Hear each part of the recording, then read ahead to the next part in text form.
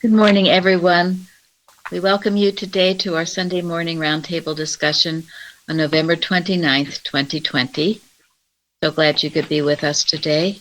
We are recording from the Plainfield Christian Science Church Independent, Plainfield, New Jersey, the United States of America.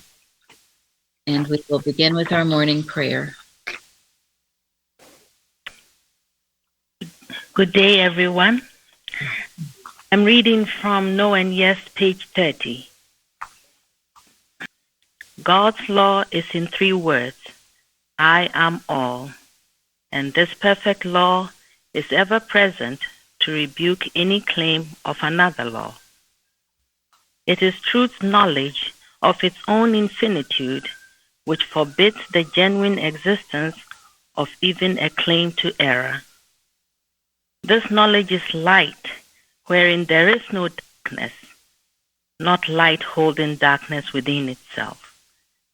The consciousness of light is like the eternal law of God, revealing Him and nothing else.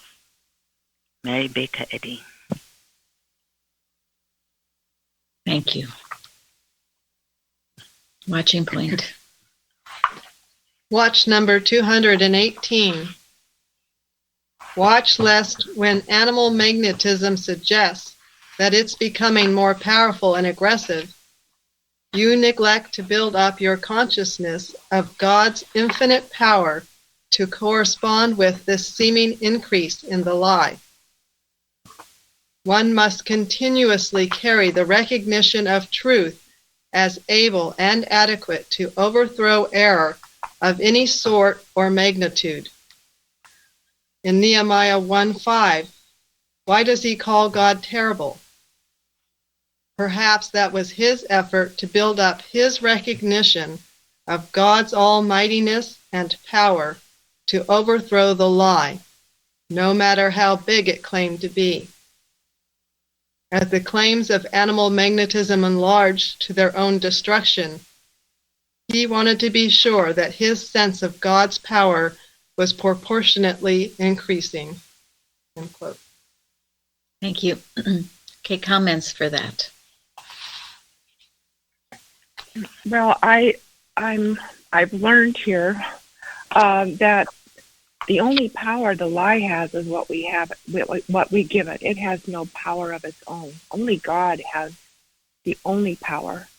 And as we turn from the lie or know that it has no power, and God has all power, we can't have 2 thoughts going at the same time. You're either holding on to the lie or you're knowing God's power. And that's anyway, God is omnipotent. His power is greater than the lie because the lie is what we make of it.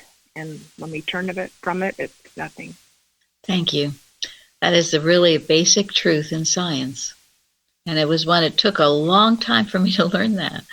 I can remember the very day I thought, oh my gosh, God is all. I don't have anything to be afraid of. It just came on me. And that was after years. I mean, I could probably give you the year that happened. But I've been in science a long time before I could grasp that wonderful, wonderful truth. And it's what Florence read and what she wrote in her forum comment. God's law, I am all. There's nothing outside of him. And if there seems to be, we have given it that suppositional power, which is not a power, it's just a false belief. And it reminded me of in Science and Health, where Mrs. Eddy reminds us that the higher truth lifts her voice, the louder error screams. So we shouldn't be afraid of it. It's just trying to equal the power of the truth present. So, yes. Yes. And then, that finally it's inarticulate sound. It's silence. Forever. Mm-hmm. And oblivion forever. Yes. Yeah. And that's, and you should always remember that the devil can't actually do something to you. And it can only suggest things to you. It can only try to persuade you to do things to yourself. when Jesus was in the wilderness being tempted, the devil couldn't throw him off the cliff. It could only suggest that he throw himself off the cliff. The devil comes to us to suggest things to us, to try to get us to think that what it's suggesting to us is good for us somehow, or attractive somehow. And that is what Mrs. Eddy calls hypnotism, or animal magnetism. I used to not like this lesson so much, and now it's one of my very favorites. It's just always so helpful to get into this truth. And in the lesson in Science and Health, twice it says, once on page 568, every mortal at some period, here or hereafter, must grapple with and overcome the mortal mind belief in a power opposed to God. And then again, I guess it's on that same, on the next page. Every mortal must learn that there is neither power nor reality in evil. So it's something that we all must learn. Again, on a 102, mankind must learn that evil is not power. So-called despotism is but a phase of nothingness. Christian Science despoils the kingdom of evil and preeminently promotes affection, virtue in families, and therefore in the community. It's over and over and over again, a basic law principle of Christian Science. And I will tell you now, I don't care what your problem is, or how long it's been going on, or how deeply entrenched, or whatever. It is all coming from a belief that there is a power apart from God. And if you can get there, you will be released from the bondage of that belief. So you work at it. Do what I did. Keep at it. And then suddenly there'll be this wonderful dawning. And you might say the words, but unless you really believe it and know it and goes deep down within you, it's not effective.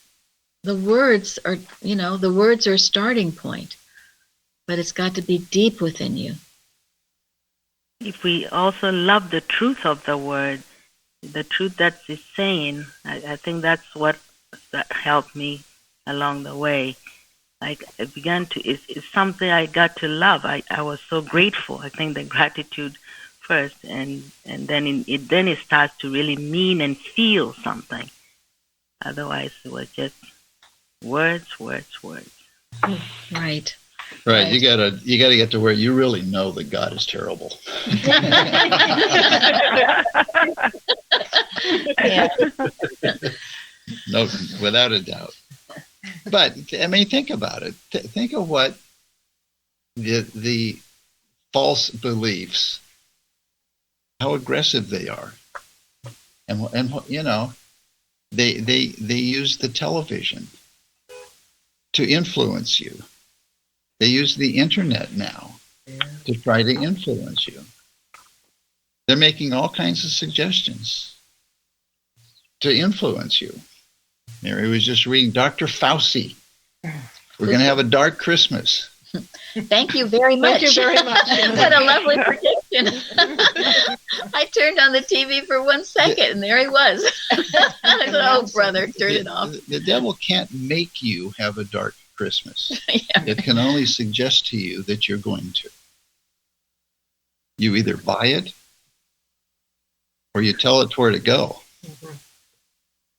I think that's why the teaching that to have the discipline or cultivate the discipline of, if something is not good, immediately to know it's not of God, it's animal magnetism. That's very helpful, because I've found that otherwise it got me to do its work. Then I would be repeating the error. Oh, I have a headache. Oh, yeah. Oh, goodness. So I'm doing its work. It just suggested it to me, but I take over and do its work instead of immediately rejecting it and knowing God's love and presence. Thank you. Yeah, it goes back, the story that Kara said a few weeks ago about the devil chasing the man, and the man was so afraid, and then the devil catches up, and And what are you going to do to me? Oh, it's your dream. It's your dream. Whatever you want to dream, go ahead. I'm here for you, boy. So let's not dream that dream. That's the Adam dream. And all the things that we see going on that are of ungodlike, it's the Adam dream. And don't. And if you were to see someone on the couch having a bad dream or dreaming, you wouldn't jump in there with him. Hopefully you wouldn't. You wouldn't jump into the dream. No. Wake him up. You'd wake him up. You would wake him up. And that's what we're in the business, not of being part of that dream, but waking up the dreamers. This says a lot. Rouse yourself. So. Rouse ye, face the foe. Yes. So our subject, ancient and modern necromancy, alias mesmerism, and hypnotism denounced. And I love this golden text, Lillian. You want to? Blessed are they that do his commandments, that they may have right to the tree of life, and may enter in through the gates into the city. For without are dogs and sorcerers and whoremongers and murderers and idolaters, and whosoever loveth and maketh a lie. This is why we stay out of the Adam dream, folks. Because that's what you're going to find. And it might be appealing maybe even for a moment, you think, and then whoops, it's not. So let's stay in the gates of the city, the New Jerusalem. And I wanted to, Parthens, in his forum, he spoke to the Thanksgiving lesson. And I was extremely touched by particularly this part of the lesson, the very end of the Bible, and then the definition of salvation in science and health. And he speaks to the fact that it's really what Florence mentioned about having gratitude toward God, loving God. So the 91st Psalm, because he hath set his love upon me, therefore will I deliver him. Because he hath set his love upon me, I will set him on high, because he has known my name. Because he hath set his love upon me, he shall call upon me, and I will answer him. Because he hath set his love upon me, I will be with him in trouble. Because he hath set his love upon me, I will deliver him. And because he hath set his love upon me, I will honor him. Because he hath set his love upon me, with long life I will satisfy him. And because he hath set his love upon me, I will show him my salvation. It's just so beautiful to me. It's so, oh my goodness. And then the definition of salvation, Gary? Salvation. Life, truth, and love understood and demonstrated as supreme over all. Sin, sickness, and death destroyed. Think of all that God does for us when we love him. There's nothing he doesn't do. And you see, part of my problem was my old theology who feared God. And it took me a long time to get past being afraid of him and learning to love him, because in old theology, you are taught, yes, he is a terrible God, a God of wrath, and if you don't do right, you'll get, knocked down or whatever. And even my mother, she used to say that about the South, and she was, Presbyterian, and she thought in the North people had it too easy. She said down South, you didn't do right, you'd get struck by lightning or a black widow. Or anyway, it used to terrify me when she told me that. But and she didn't mean to terrify me. That was just kind of what her belief was at that point.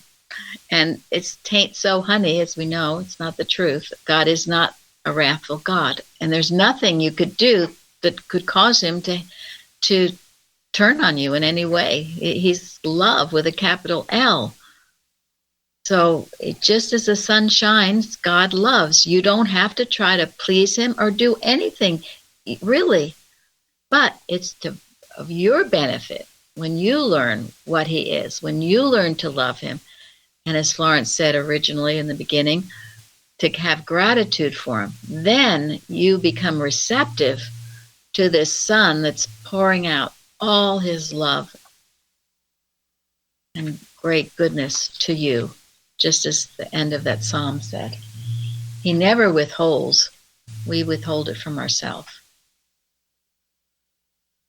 So, all right, I thought it was a very wonderful responsive reading as well, and can apply to our government. The Lord hath broken the staff of the wicked and the scepter of the rulers. You have to, again, it's not God, but if you're not doing what you should, how hath the oppressor ceased? The golden city ceased. So, and then, Karen, what you wrote about, for the Lord of hosts hath purposed, and who shall disannul it? And his hand is stretched out, and who shall turn it back? Go ahead. Okay, can you hear me? Sometimes I don't know whether I've been muted or not. Yes, we can hear you. Okay, so Barnes' commentary says about that, who shall disannul it? Who has power to defeat his purposes? Difficult as they may be in appearance, and incredible as their fulfillment may seem, yet his purposes are formed in full view of all the circumstances, and there is no power to resist his arm or to turn him aside from the execution of his designs. By this assurance, God designed to comfort his people, and by the same consideration, his people may be comforted at all times. His plans shall stand. None can disannul them. No arm has power to resist him. None of the schemes formed against him shall ever prosper. Whatever ill, therefore, may befall his people, however thick and gloomy and sad their calamities may be, yet they may bear the reassurance that all his plans are wise, and that they all shall stand, no matter how many or how mighty may be the foes of the church, or how self-confident may be their leaders. They have no power to resist God. If their plans are in his way, they will be thrown down. Who can stand against God? And who can resist the execution of his will? And then I gave two citations from the lesson. God is omnipotent, supreme. Mankind must learn that evil is not power. There is no power apart from God. So that's it. And we can stand firm in that, and that's where we have confident expectancy of good, which is a definition of patience. I spoke to it Wednesday night, the power of a right idea. Power of a right idea is God working, and it will be brought forth. And in that statement, Mrs. Eddy said, holding that right thought in consciousness will cause it to manifest itself. And that's what a good watch does. That's what we do here. And it's not hocus pocus. This is God. It's not human will. It's God working. As was brought out in the readings Wednesday, this is a divine power. Yeah, so don't try to stand in its way. Yeah. Don't try, right? Right. Try. It, and it's working now. Go ahead. I think of Mrs. Eddy M., Mother's Evening Prayer. She speaks of God as, "O gentle presence, peace and joy and power." Yes. Gentle presence, life divine that owns each waiting hour. The love that guards the nestling's faltering flight, keep thou my child on upward wings tonight. I love that. Thank you. Yes, and that love, and that gentle presence is a law of annihilation to everything unlike itself. Nobody in their right mind would want to resist that. Exactly. Just don't try, that's all. Don't try. Because if you do, it's not good. It's not good. And it's like hitting your head on the wall. It's going to really hurt till you stop. But that's divine justice, right? Isn't that the design of love? That's how the sinner gets reformed. The sinner. Exactly. And Florence, I'll let you speak to this as well, because this is truly the premise of our ancient and modern necromancy, alias mesmerism, hypnotism denounced, what you wrote on the forum.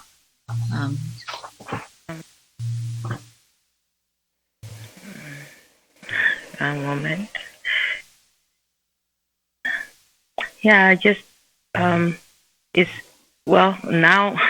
It took me a long time too, but now I know that truly there is no power apart from God. For me to think that there's anything else apart from God is just doesn't make sense. So I was saying that when people go to fortune tellers, witch doctor, material medical, or anything else, it is because they either know not God or they do believe that is because wherever they went, that is where the power is.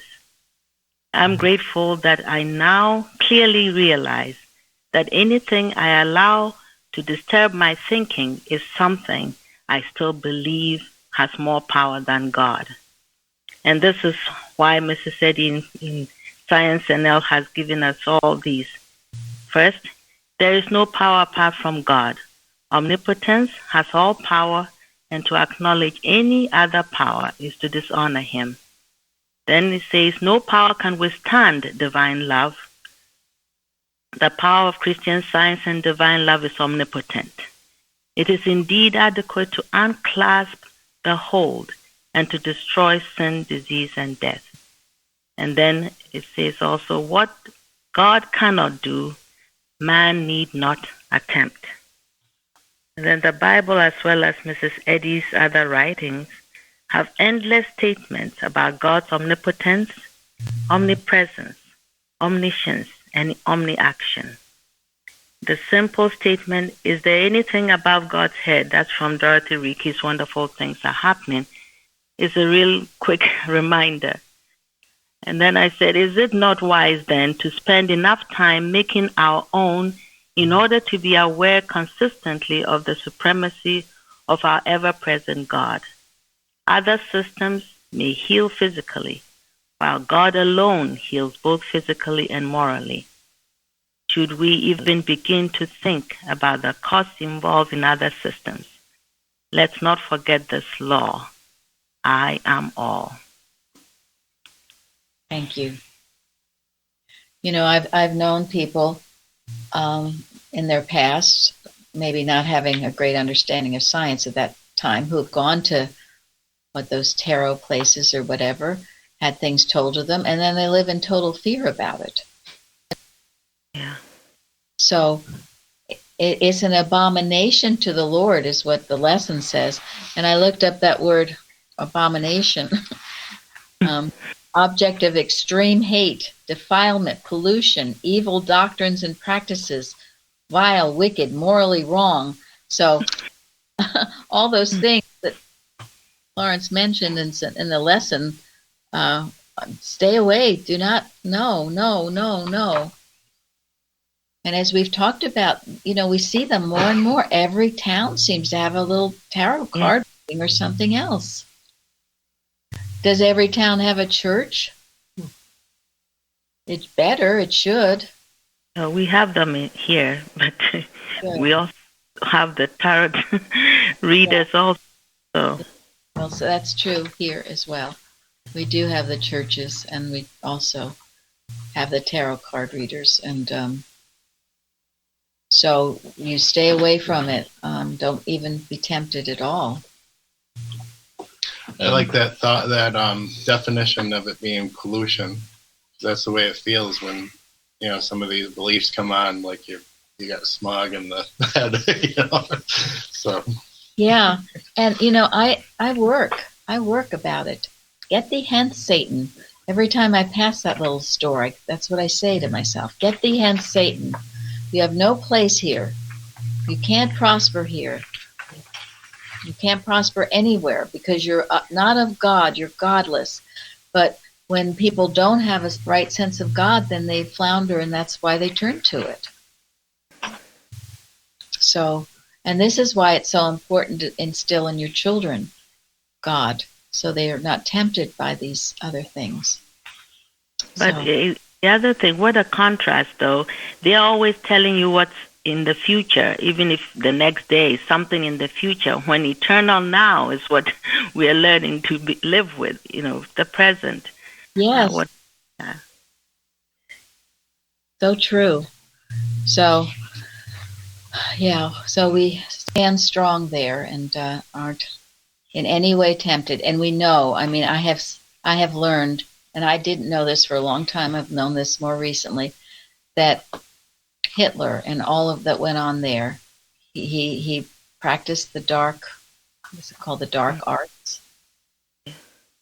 Even that quote, you know, if you tell a person a lie, I don't know, that wasn't Hitler or someone, Stalin or someone else. If you tell a person a lie often enough, they'll believe it. That's why the media, which we can call the false prophet, you turn off, Dr. Fufu and everyone else. You don't listen to it. It's a form of mass hypnotism. They keep repeating it. Keep repeating the lies, hoping that you will believe them. But Jesus came to sift the chaff from the wheat. And that is what we must do mentally. Sift the chaff from the wheat. And cast off the chaff. And keep the wheat. Yes. This is why God told the Israelites, when they entered the promised land, to destroy everything else. Destroy it. You can't be nice to a false belief, because it's not going to be nice to you. Yeah, and that's why we can't compromise our Christianity. You know, you can't mix it. And this, oh, we must be loving. Well, to that I say a few things. and you see, it turns the Christianity love and everything. So it's accepting of things that we shouldn't accept. That's just plain foolishness. That's not divine wisdom. That's stupidity. Love where there is no love. Oh, peace. Yeah. And where there is no peace. Yeah, and love where there is no love. That's not, if I be lifted up, all to me. You raise the standard, but you don't go down to that level, accepting other fragmentary beliefs, which was also in the lesson about semi-metaphysics. Joe spoke to it, and also we had someone new who wrote, and from the Baltimore area, and she says the roundtable discussion, this was from last week, was meaty and inspiring. I was really moved by the quote, 6 Days of Revelation by Mary Baker Eddy from 257 regarding fragmentary ideas and how all religions have some good in them, and cautioning all to leave the fragments alone, as science is the divine whole. And then it said she felt it was in the lesson again with that citation. In this, the final struggle for supremacy, semi-metaphysical systems afford no substantial aid to scientific metaphysics, for their arguments are based on the false testimony of the material senses, as well as on the facts of mind. These semi-metaphysical systems are one and all pantheistic, and savor pandemonium, a house divided against itself. So, we don't want to mix with the false systems and think we're being loving. We lift the false systems out and above to the truth. And, and Joanne, she said pandemonium defined as the abode of all demons. How about that, my friends?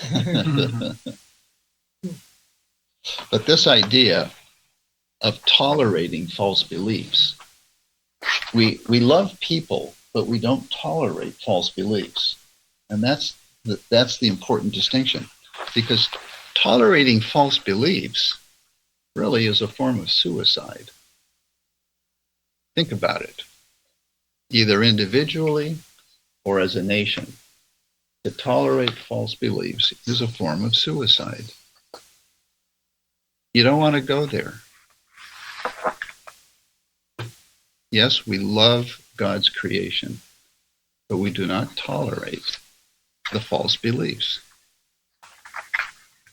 It's very important to understand that. We talk about it all the time, because people, we must be loving, we must be loving. Well, this is a supreme love.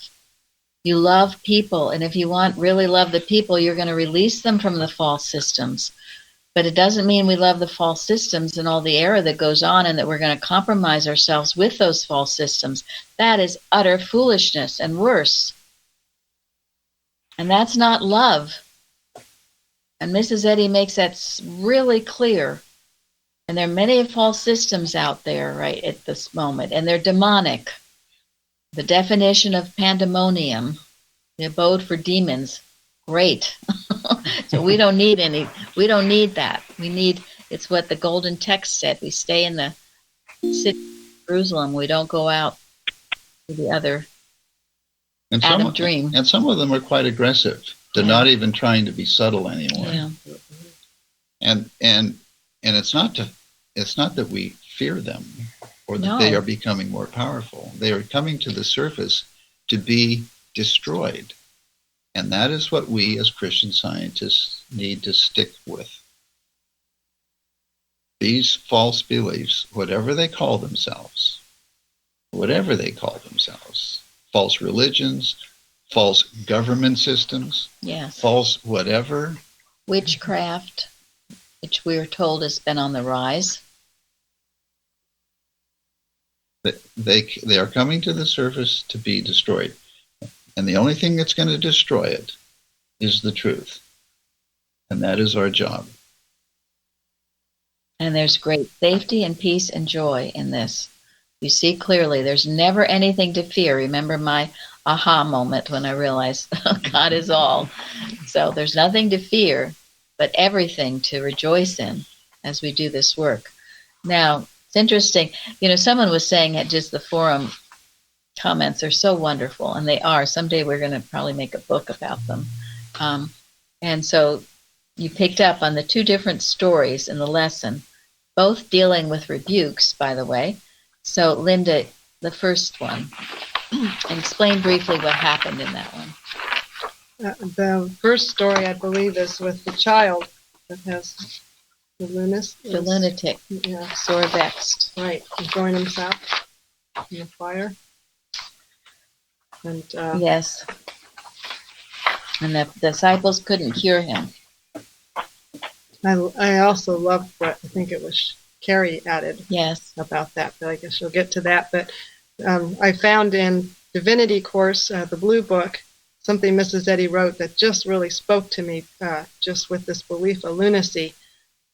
Shall I read it? Yes. Okay. It says, quote, Jesus healed the young man then and there, and he neither prayed nor fasted as men interpret those words today. Is it not reasonable to suppose, therefore, that the fasting, denial, meant the denial of the reality of any such thing as fits or lunacy, and that the prayer meant the affirmation of the all-presence and the all-power of God, wherein there is no possibility of either fits or lunacy? These are the essential features in Christian Science prayer of today. I just love that. No room for fits and lunacy. Yes, and then go ahead with the second quote. Okay. Quote, and this is from Miscellany by Mrs. Eddy. Quote, when the disciples asked him why they could not heal that case, Jesus, the master metaphysician, answered, because of your unbelief, lack of faith, and then continued, if ye have faith as a grain of mustard seed, ye shall say unto this mountain, remove hence to yonder place, and it shall remove. Also he added, this goeth not out but by prayer and fasting, refraining from emitting the claims of the senses. Be patient, O Christian Scientist. It is well that thou canst unloose the sandals of thy master's feet. End quote. Thank you. Can I add? I happened to look. I looked up Nehemiah from the quote that we read this morning from Watching and Prayers, 500 watching points. And I looked down, and right before he calls God terrible, he had just found out about the walls, gates were burned down, and there was affliction, and Jerusalem was falling. And then he says right here, and then it came to pass when I heard these words that I sat down and wept and mourned certain days and fasted and prayed before the God of heaven. And then he says, and said, I beseech thee, O Lord of heaven, the great and terrible God, that keepeth covenant and mercy for them that love him and observe his commandments. I just think that was not a coincidence. That was really... Yes, thank you. Science is absolute and best understood through the study of my works and the daily Christian demonstration thereof.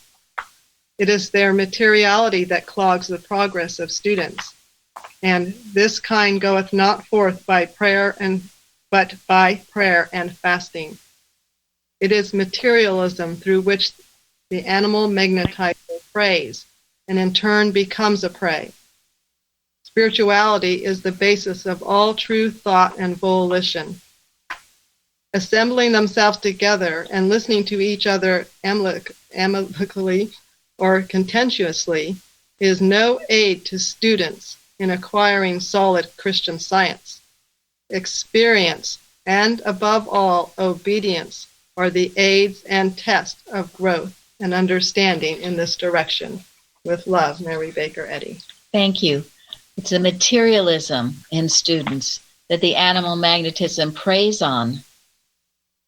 You know, there's some people who are easily healed, and there are others that don't seem to be. And I was one, so I'm not saying this is in a critical way.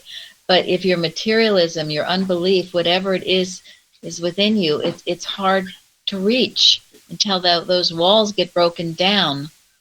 And we are approaching this very materialistic time in our world, to some. This Christmas tide, which should be a very holy, sacred time. And so we make sure we keep ourselves in the love of God. This is why we sent the Liberator out with Christ in Christmas. That was Mrs. Eddy's answer to the materialism at that time. So you are not preyed upon by animal magnetism. And I found it very interesting because Carrie had found in her research on this story about the disciples, that these disciples had gone off and they were doing other things, having, you know, they weren't staying in gear, so to speak. And that is really why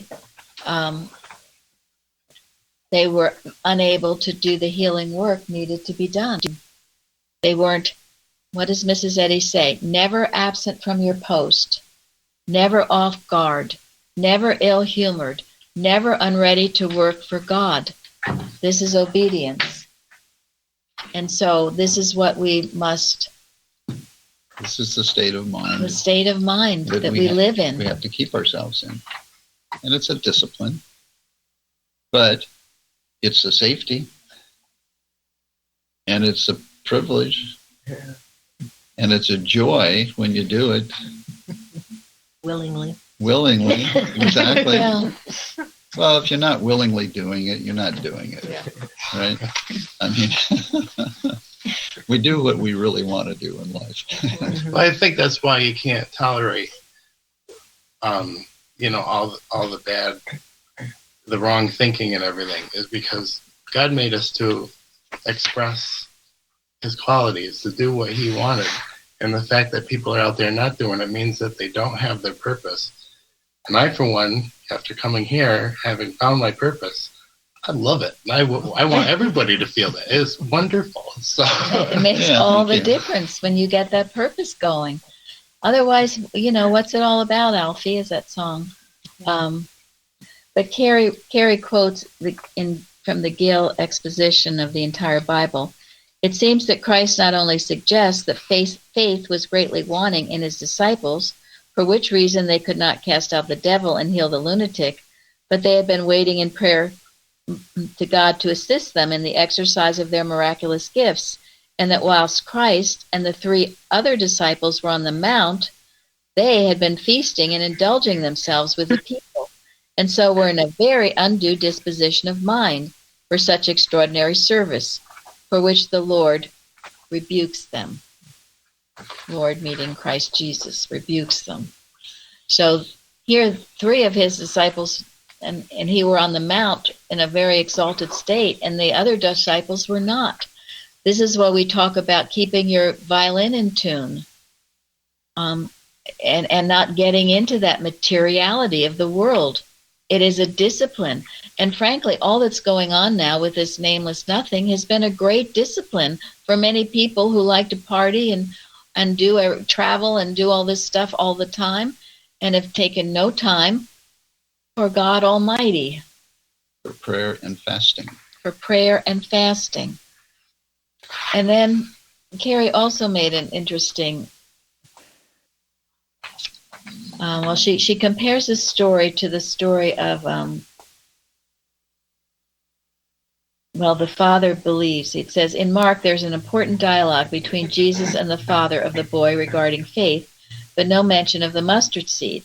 So this was a different story. But the father says he believes, but asks Jesus for help as to his unbelief, because he entertains a grain of belief, like the grain of the mustard seed. Jesus destroys the affliction from which the boy suffers. And then I am glad to finally understand the context of the mustard seed teaching. The small amount of faith held by the Father seemed greater than that of the disciples. So please don't tell me all about, as I've said, all how you've studied science all your life and everything, all that kind of thing. It's where is your heart?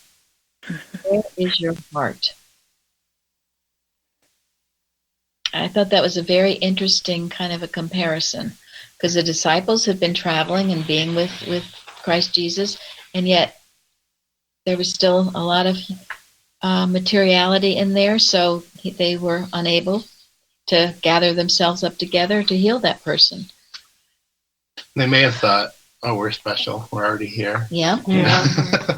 While the father of the son had been in such great need and was so in great love of the Christ, gratitude for the Christ, the healing was instantaneous. And faith in the Christ.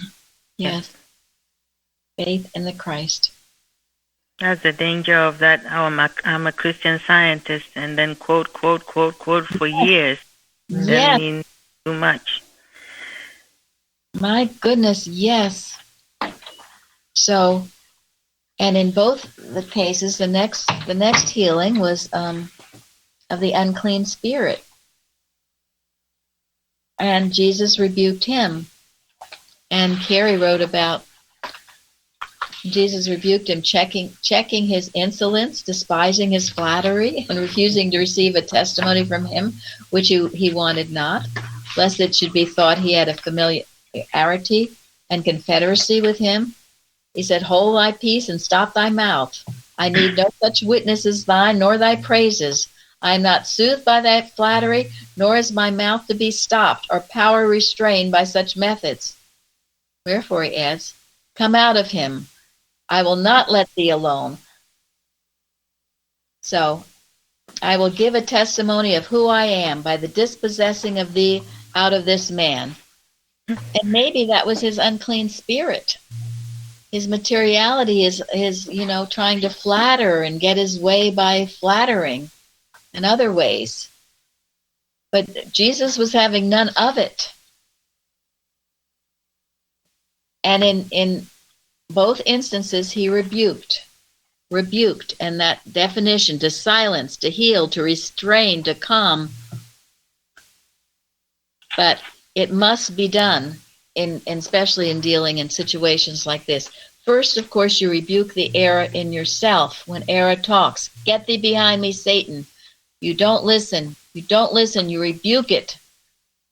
And again, in Science and Health 452, these are words carved in stone in the Mother Church extension over the reader's platform. When error confronts you, withhold not the rebuke or the explanation which destroys error.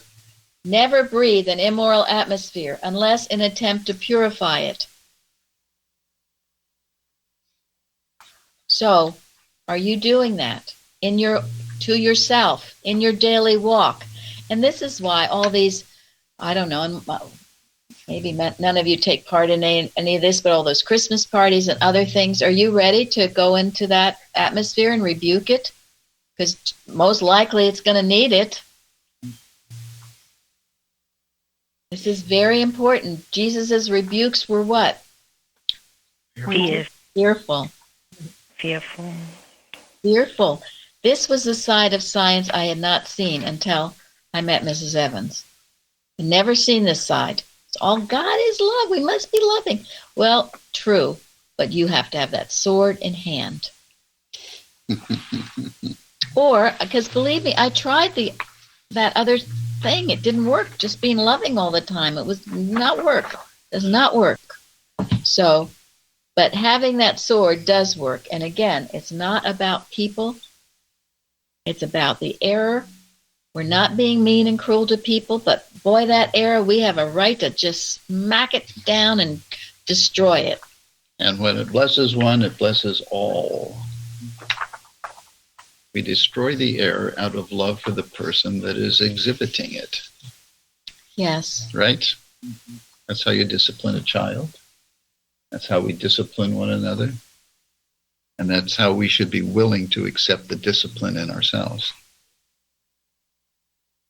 And I thought it was wonderful in the lesson where Mrs. Eddy says, the hypnotist dispossesses the patient of his individuality in order to control him. That's what's happening to you when you're watching the hypnotic box of the television. You're getting dispossessed of your individuality because you're no longer thinking for yourself. You're just taking up all this other stuff. Dangerous. Very, very dangerous. That's why we must have our individual rights. Must be able to think freely, worship freely. Some of us here watched the Pilgrims again, part of it anyway, how they came over, what they were in pursuit of, and how important it was, primitive Christianity. Now, Susan wrote of a very important point. We're running out of time a bit, but maybe she could tell us a little bit. Okay, she's here, right? Yes. And also, Florence, your response. Yeah, I've been thinking a lot about the fruitage chapter in Science and Health, and I often turn to it because the testimonies in there are really amazing. They're just results of reading Science and Health and cures of diseases that physicians completely said they couldn't do anything with. And I've often wondered why I or anyone else would have any doubt that this science is the truth. And I've been thinking about it in regards to the pandemic that seems to be right now, and this miracle drug or vaccination that's coming out. A lot of people have been saying, oh, great, now I can get on with my life and go on vacation again. That type of thing, but I think that they're missing this wake-up call, really, which is that these drugs don't solve the problem. It's one belief replacing another belief, and people have said that pandemics occur every 100 years or so. So that's kind of proof that the belief might be covered up for a while, but a new one is produced because the disease itself isn't being handled by the truth. Thank you. Yes. And, I mean, in some ways it's almost like a cleansing. All these things that happen when people are disobedient. And so it's just a reason more to cling steadfastly to God and to his idea and rise above it. And it is also why we must pray that with this vaccine, people have the right to not take it. It's not going to be one of these where everyone can take it. We're going to have to end now, Ingrid. I'm sorry. I wanted Florence to finish with her quote on vaccine, and then we're ending. Sure. I said that there is only one permanent answer to all human woes. It is the Christ truth of life in spirit God. And Mrs. Eddy gave us a beautiful response about this vaccination. It says on page 269, regarding vaccination, there is only the mental vaccination. I would take the point of spirit, which is truth, and prick the human affections, then inoculate with divine love, circulating the system of thought, and the liability of contagious disease, sin, or sickness will cease. Perfect, I said, and that would not break the bank in the least. Thank you. And that's what we'll work with. That's a wonderful definition, and that's the true vaccine. And we as scientists will rise above this, that there's this miracle that has the answer. God is our physician. He has the answer. And we're going to end with the first edition, which Mrs. Eddy called her precious volume. It's a little more rougher and plain speaking than our current one, but very good, some of it. And this is from page 107. In an age of sin and sensuality, hastening to greater development of power, 'tis fearful to consider the influence of belief without more honesty and understanding to steer clear of the fearful shoals on this dangerous and unexplored coast. The peril of Salem witchcraft even is not past, until that error be met by the understanding and destroyed. Not the gallows, but explanation destroys error. Science must be allowed to explain this phenomenon of belief, in contradistinction to that of truth and intelligence controlling man. An evil and artful mind is all the Satan there is, and this is the fallen angel, or abused capacity. Such a mind, learning its control over other minds, will take the reins into its teeth, and truth alone must take them out and guide it. As of old, this mind works its spell on some manner on all it would harm, because the barriers against evil influences from such a source are not understood by the world in general, and the door is not readily closed against them. To this end, metaphysics are important. Study mind more than matter, and matter less. For we must find refuge in soul to escape the error of the latter days. And mediumship and mesmerism more than all else contribute to a terrible future development of discord. We should strongly insist on the majesty of truth and its control over error, and begin today denying right or reality to aught but God and the true idea, saying, quote, "Depart from me, all ye that work iniquity," end quote, and thus break up the reign of error and let the world of harmony and truth reappear. Thank you all for joining us today. Thank you. Thank you. Thank you. Thank you. Thank you.